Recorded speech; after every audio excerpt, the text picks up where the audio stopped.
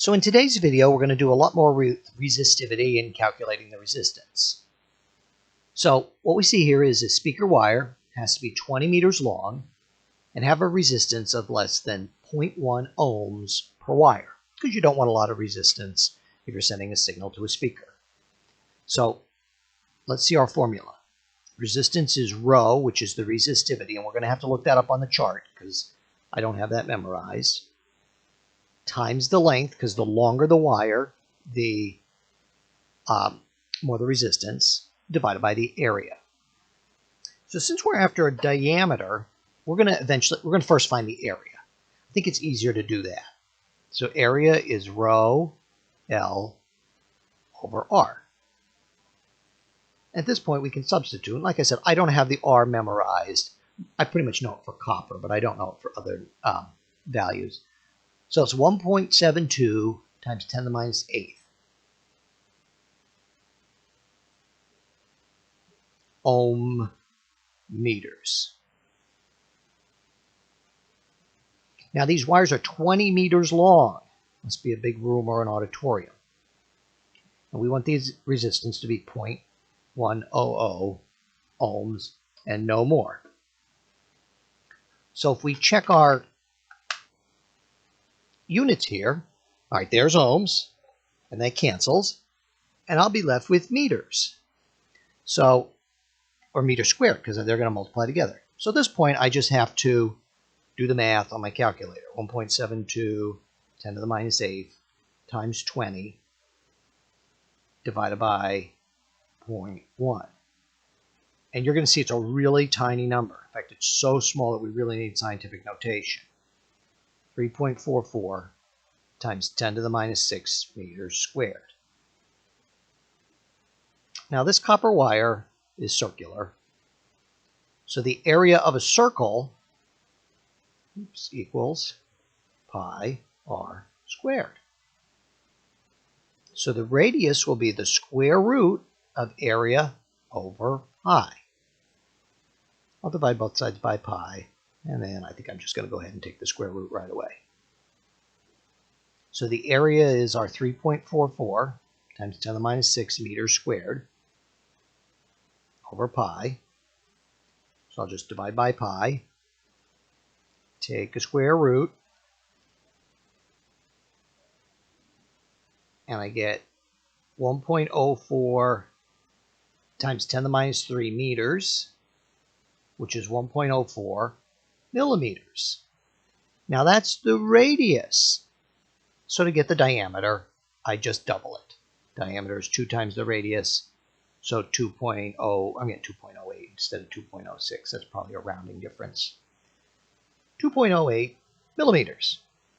And okay, if we think about that for a really small wire, that's not impossible, because a millimeter is about the thickness of our fingernail, or about as close as we can put our fingers without touching. So 2 of those seems not unreasonable for a thin wire. Then it asks us, well, what's the voltage drop at a current of 4 amps? And this is a good chance to practice with Ohm's law, V equals IR. So they're going to send 4 amps through those speaker wires. And if we remember, they were 0.1 ohms. So that works out to 0.4 volts.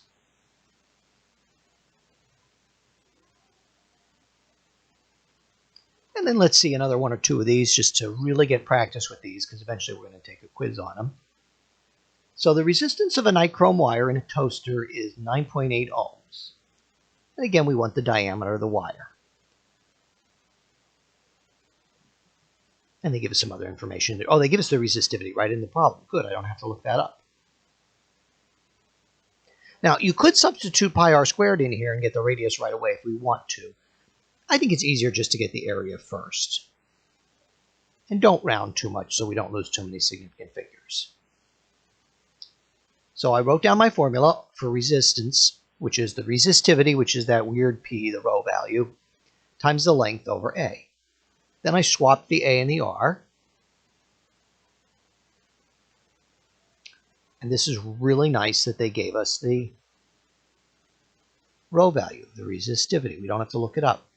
Now, it's in a weird unit. You might say, well, why is it 100 times 10 to the minus 8? Because what they wanted to do on that chart is write all the resistances, and a lot of them, if you remember, were to the minus 8. Maybe we will flip back and take a look at that. So if you look, these are all times 10 to the minus 8. That makes it easy to compare. To say, oh, copper, 1.72 versus nichrome, 100. Copper is a lot lower resistance as a material. Let's just make that comparison. Okay, now how long are these wires? They're 220 centimeters, which is 2.2 meters. Let's see, we got the resistivity, and what do we want the resistance to be? 9.8. So a little bit of work here, and we'll have the area in no time. Times 2.2, and it's going to be a real small number. Wow, 2.24 times 10 to the minus 7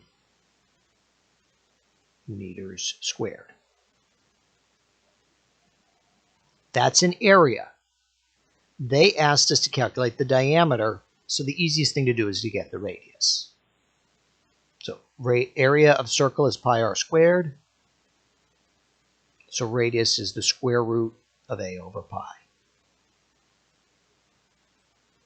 2.24 times 10 to the minus 7th. And if you prefer to substitute for your numbers earlier, well, then you do.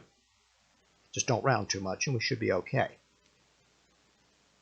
So I'm getting a radius of 2.67 times 10 to the minus 4th meters. I'm going to multiply that by 1,000 because I think millimeters is an easier number to work with. 0.267 millimeters. If we were looking at that wire face on, we've just found the radius. Well, diameter is 2 times the radius.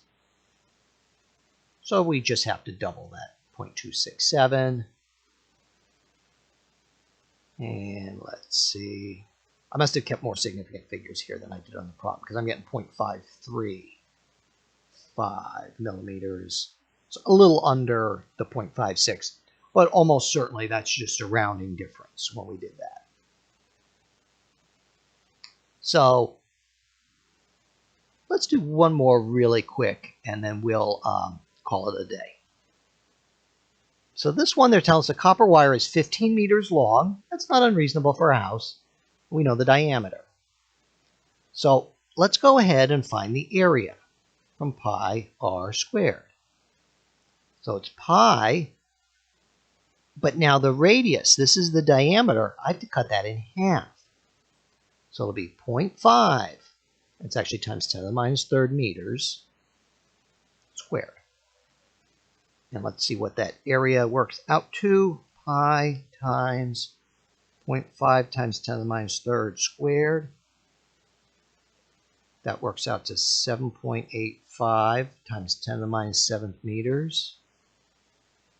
And to get the resistance, we need rho L over A. So we're just going to substitute.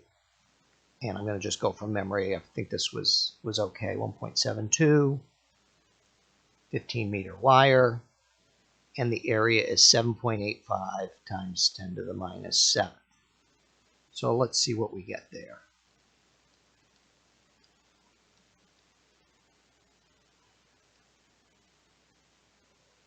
Yeah, I'm getting a resistance, the same value that I got here. Ohms. Now to get the current, I'm sorry, I'm going to just squeeze it in here. We'll use Ohm's law. V equals IR. So I is V over R. And it's a 1.5 volt battery.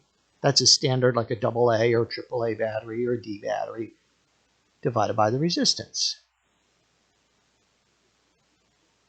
And that should be 4.57 amps. And that's actually a really high current. We wouldn't usually have that or want that in a wire in a house. Now we want the number of electrons that flow per minute. So this is a great problem to review some things. So remember that current is the change in charge per time. So the charge, I'm just going to make it Q, is I delta T. 4.57 amps. Now a minute is 60 seconds because we like to work in seconds. We have to.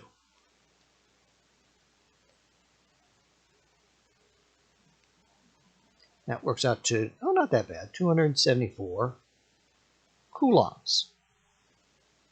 So 274 coulombs, and one little electron is 1.6 times 10 to the minus 19th coulombs. And let's see if I get the right number of electrons, and we do.